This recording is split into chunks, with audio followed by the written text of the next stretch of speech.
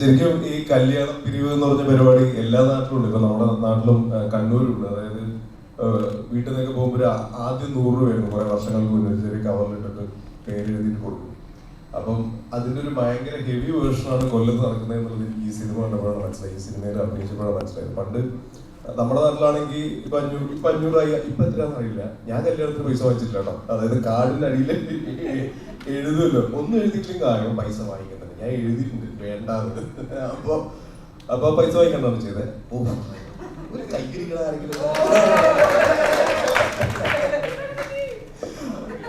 അല്ല സീരിയസ് ആയിട്ട് പറഞ്ഞ കാരണം എന്താ വെച്ചാൽ നമ്മള് ഈ കല്യാണത്തിന്റെ തലേ ദിവസം അല്ലെങ്കിൽ കല്യാണത്തിന് അന്ന് ഈ രാത്രിക്ക് ഒരാൾ ഇരിക്കും എഴുതി വെക്കാൻ വേണ്ടിട്ട്. എഴുതി വെച്ചിട്ട് അത് എത്രയാണ് ഒരു ബുക്കിൽ ഒരു എനിക്ക് തോന്നുന്നു 500 പേജിന്റെ ബുക്ക് നിറച്ചും ചിലപ്പോൾ ഉണ്ടാവും. അത്രയും പൈസ കിട്ടുന്നുണ്ടാവുമായിരിക്കും. അത് തിരിച്ചു കൊടുക്കണം, അല്ലെങ്കിൽ അത്രയും വാങ്ങിച്ചിട്ട് തിരിച്ചു കൊടുക്കണം എന്നുള്ളത് ഈ സിനിമയിൽ ഭയങ്കര വ്യക്തമായിട്ട് കാണിക്കുന്നത്. നമ്മുടെ നാട്ടിൽ അങ്ങനെയില്ല. നാട്ടില് ശരിക്കും പറഞ്ഞാൽ ഒരു മര്യാദയുടെ പുറത്ത് കൊടുക്കുന്നു എന്നുള്ളത് മാത്രമേ ഉള്ളൂ. പക്ഷെ അത് ചെയ്യാൻ പാടില്ല എന്നുള്ളതാണ്.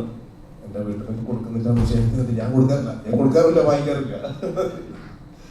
അപ്പോ അതും നമ്മുടെ നാട്ടിലുണ്ടാവുന്ന ഈ ശരിക്കും ഈ അജേഷ് എന്ന് പറഞ്ഞ ക്യാരക്ടർ എല്ലാവരുടെയും ഉള്ളിൽ അജേഷ് ഉണ്ട്. കാരണം ശരിക്കും പറഞ്ഞ ബേസിൽ ശരിക്കും ഒരു അജേഷാണ്. കാരണം IT-യിൽ ജോലി ചെയ്തിട്ട് സിനിമയിലെത്താൻ ഒരു മാർഗവും ഇല്ലാണ്ട് ഷോർട്ട് ഫിലിം ചെയ്ത് സിനിമയിലെത്തി, സിനിമ ഡയറക്ട് ചെയ്തു, അഭിനയിച്ചു.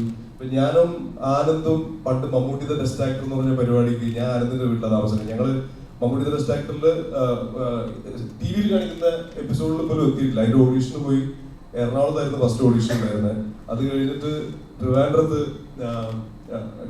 ഓഡീഷൻ കഴിഞ്ഞിട്ട് അന്ന് സെലക്ട് ആയിട്ടില്ല. അന്ന് രാത്രി ഞാൻ ഇവന്റെ വീട്ടിലാണ് താമസിച്ചത്. പക്ഷെ വർഷങ്ങൾ കഴിഞ്ഞിട്ടാണ് ഞങ്ങൾ കണ്ടുമുട്ടുന്നത്. അന്ന് 2000 എപ്പോഴോ. അപ്പൊ അതിന്നൊക്കെ സ്ട്രഗിൾ ചെയ്തിട്ട് സിനിമയിലെത്തി. ഇപ്പൊ നമ്മൾ കണ്ടുമുട്ടി. ഇപ്പൊ ഞാനാണെങ്കിലും ഞാൻ കണ്ണൂരിൽ നിന്ന് വന്ന് സിനിമയിൽ എത്താൻ പറ്റി. കുറച്ചുപേരെങ്കിലും തിരിച്ചറിയുന്നു, നല്ല ക്യാരക്ടേഴ്സ് കിട്ടുന്നു എന്ന് പറയുന്നത് നമ്മുടെയൊക്കെ ഉള്ളിലുള്ള അജേഷാണ്. അപ്പൊ ഈ സിനിമയിൽ അത് വ്യക്തമായിട്ട് അജേഷ് എങ്ങനെയാണെന്നുള്ളത് മനസ്സിലാവും. അജേഷ് എന്ന് പറഞ്ഞു ഇപ്പൊ കടത്തി എന്ന് പറയാനുള്ള എല്ലാവരുടെ ഉള്ളിലുണ്ട് അജേഷ്. ഉറപ്പായിട്ടും നിങ്ങളുടെ ഉള്ളിലും ഉണ്ടാവും എന്ന് വിചാരിക്കുന്നില്ലേ? ഇല്ലേ? പോരാളി. അത് തന്നെ. നീ നേരത്തെ അലക്സാണ്ടർ എന്ന് പറഞ്ഞില്ലേ? അത് തന്നെ, പോരാളി. എനിക്ക് ഒരു തുടക്കക്കാരൻ എന്നുള്ള നിലയിൽ ഈ ഒരു ക്യാരക്ടർ എനിക്ക് ഭയങ്കര സന്തോഷമുള്ള കാര്യമാണ്. ഈ സിനിമയെ പറ്റി സംസാരിക്കുകയാണെങ്കിൽ ഈ സിനിമയിൽ എല്ലാവർക്കും ഒരു ഒരു ബ്ലാക്കോ അല്ല വൈറ്റോ ഇല്ലാത്തൊരു ഷെയ്ഡ്സ് ആണുള്ളത്. എക്സെപ്റ്റ് ഈ മാർക്കണ്ഡേ ശർമ്മ ഭയങ്കര നല്ല മനുഷ്യനായിട്ടാണ് എനിക്ക് ഈ കഥ വായിച്ചപ്പോഴും സിനിമ കണ്ടപ്പോഴും തോന്നിയിട്ടുള്ളത്. അത് ജീവിതത്തിൽ ശർമ്മ മാത്രമാണ് തന്നെ ബാധിക്കാത്ത പ്രശ്നത്തിൽ സഹായിക്കാൻ വേണ്ടി തുനിഞ്ഞിറങ്ങുന്നത്. അതിൽ പെട്ടുപോകുന്ന ഒരാളായിട്ടാണ് ശർമ്മയെ കാണിക്കുന്നത്. അപ്പൊ ആ ക്യാരക്ടർ വെച്ച് കഴിഞ്ഞാൽ ബാക്കി എല്ലാ ക്യാരക്ടേഴ്സിനും ഒരു ഷെയ്ഡുള്ള ക്യാരക്ടേഴ്സാണ്. എല്ലാ ക്യാരക്ടേഴ്സും തുടങ്ങിയെടുത്തല്ല നിൽക്കുന്നതും. അപ്പോൾ ആ ഒരു ജേർണി എല്ലാ ക്യാരക്ടേഴ്സിനും ഈ സിനിമയിലുണ്ട്.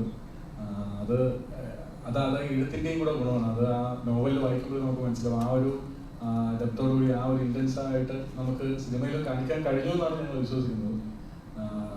എൻ്റെ ഇതിലുള്ള ചെറിയൊരു കരിയറിൽ കിട്ടിയിട്ടുള്ള ഏറ്റവും ശക്തമായിട്ടുള്ള ഏറ്റവും ഗ്രാഫുള്ള ക്യാരക്ടറുമായിട്ടാണ് എനിക്ക് തോന്നിയിട്ടുള്ളത്. അങ്ങനെ ഒരു ക്യാരക്ടർ എനിക്ക് തരാൻ ധൈര്യം കാണിച്ച ജോയിഷേട്ടനും അതിന് കാരണമായ ബേസിൽ കോഴിക്ക് എല്ലാവർക്കും ഞാൻ നന്ദി പറയുന്നു.